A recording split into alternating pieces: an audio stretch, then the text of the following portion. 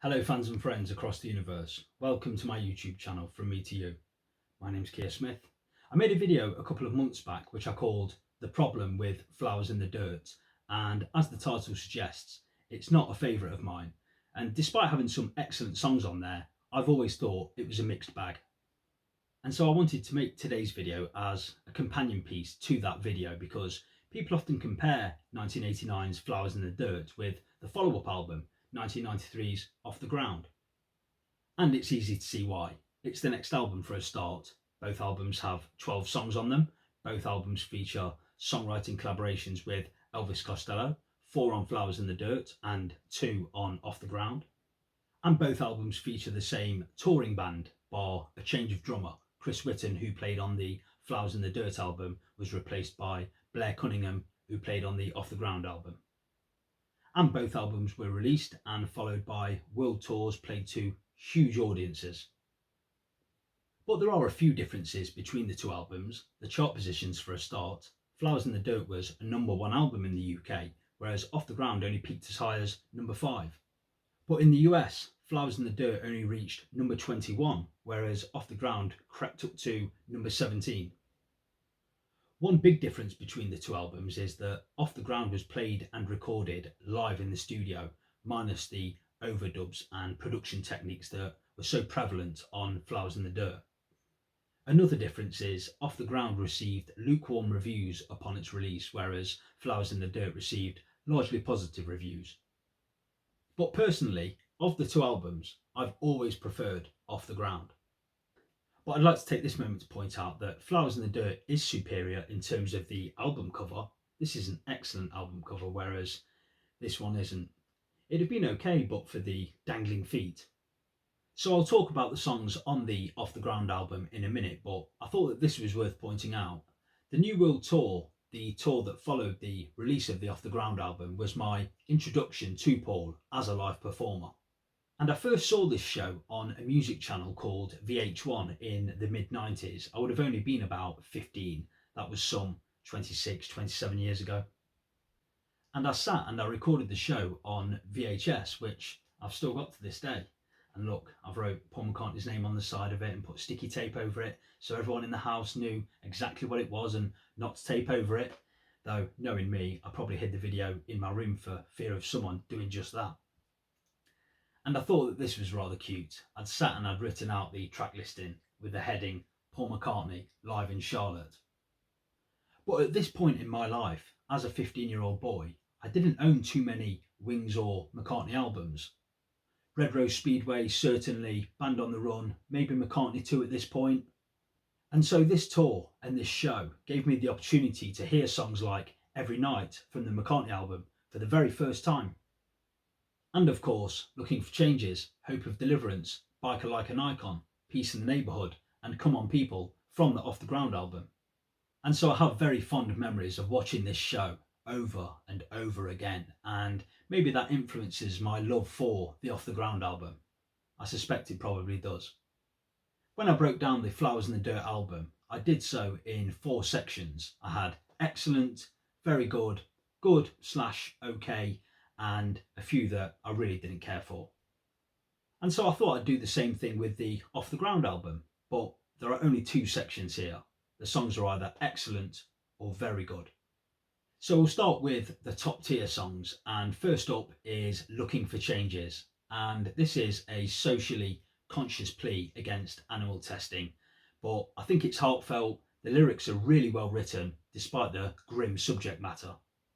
I think the band sound great here. Those opening power chords, followed by Blair's powerful drumming, and Paul delivers a really good vocal. I love the chorus and the harmonies. Robbie McIntosh's guitar solo is really good, and his playing across this album is superb. And those opening lyrics hit really hard. I saw a cat with a machine in his brain. The man who fed him said he didn't feel any pain.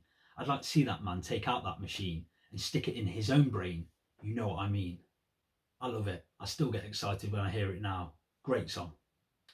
Another song in the top tier is the next song on the album and the first single released from the album, Hope of Deliverance, the best song on the album by some distance. And for me, this is one of Paul McCartney's very best songs. I love everything about it. The swaying, rhythmic feel of it. It's catchy, it's got a great chorus, the guitar solo is sublime, the chanted outro, and it has that quality, that sad yet uplifting feel to it. And on a serious note, someone who I love very much had a big health scare last year. And when I find myself in times of trouble, Paul often comes to me. And I was at work one day and Hope of Deliverance popped into my head, so I thought, yeah, great, love it, I'll put that on. But when I heard those lyrics that I'd heard 1,000 times before, when it will be right, I don't know. What it will be like, I don't know. We live in hope of deliverance from the darkness that surrounds us. Heavy stuff. But after that, I thought, yeah, it'll be all right. Stop panicking. But regardless of that, Hope of Deliverance for me has always been a 10 out of 10 McCartney classic. I Owe It All to You is another beauty, and Paul wrote this after being on holiday in the south of France. And he visited this rock type place where great images were projected onto the walls. And on the back of that, he went away and wrote about what he saw. I stood inside Egyptian temples, I looked into eternal gardens, lay on the shores of distant islands, listening to the seabirds' song of joy. Beautiful stuff. And I love that acoustic arpeggio pattern that opens the song. The verses lead into the chorus in a really pleasing way. The chorus is beautiful. And those weeping lead guitar parts that Robbie McIntosh plays really fit the song well. And it has that romantic feel to it. And when McCartney does that well, it normally turns out to be a great song. And this one is. Up next is Golden Earth Girl. And this is a beautiful, wistful piano ballad. Paul's vocal is beautiful, the harmonies, it's very lush. I love the instrumentation, especially on the solo, and really nice lyrical imagery too. Nature's lover climbs the primrose hill, smiles at the sky, watching the sunset. It's a real sweetheart of a song and shows Paul and Linda's love for nature. So they are the four main highlights of the album for me. So now moving down to the next tier, if you will. I pretty much like all of these songs the same, all 8 of them. Some more than others, of course, but I put them in the same bracket. So these are in no particular order, so we'll start with the opening track on the album, the title track. This is a good rocker. I really like the slide guitar intro and the solo especially. It's got an easy sing-along chorus, the la-la-las, the hand claps, loads to like. Wine Dark Open Sea is a gentle, slow-burning, atmospheric ballad, really nice. I really like Paul's vocal here. Again, it has this romantic feel to it, especially with those hushed sighs. It flows wonderfully. Get Out of My Way is a good time rock and roller. I love the guitars on this track and those booming horns. And I really like the playful lyrics on this one too.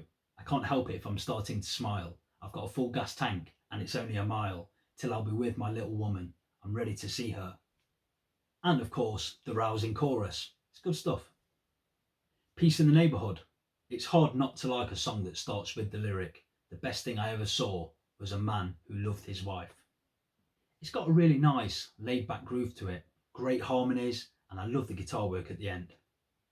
And Biker Like an Icon. I've not got a bad word to say about this. Yes, it's a daft little story song, but I've always liked it. It's a good rocker.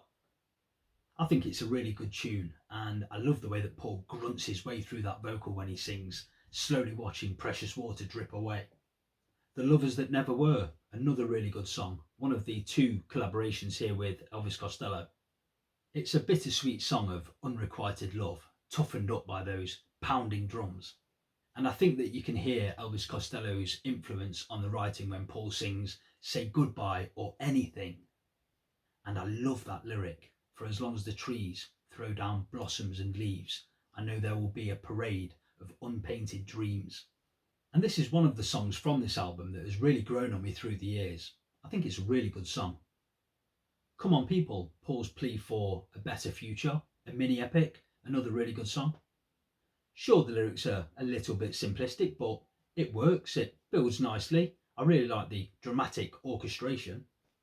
And it charges through to the rousing finale with some gusto. I like it. It's a good album closer. And last but not least is Mistress and Maid, another of the co-writes with Elvis Costello. And if you're familiar with Two Legs, a solo Paul McCartney podcast, great channel, when they were ranking the tracks of all of Wings and Paul McCartney's solo albums, Andy Nichols chose Mistress and Maid as his favourite song from Off the Ground. Horses for courses, as they say. And for me, Mistress and Maid is in the rather unfortunate position of being sandwiched between two of the best songs on the album in Hope of Deliverance and I Owe It All to You. But I like this. It's another good story song written from the perspective of the female who feels that she's being neglected by her partner. And really good lyrics too. But where are the flowers that he used to bring? And every endearing remark reminds her of passionate promises that he only made in the dark, in her bed.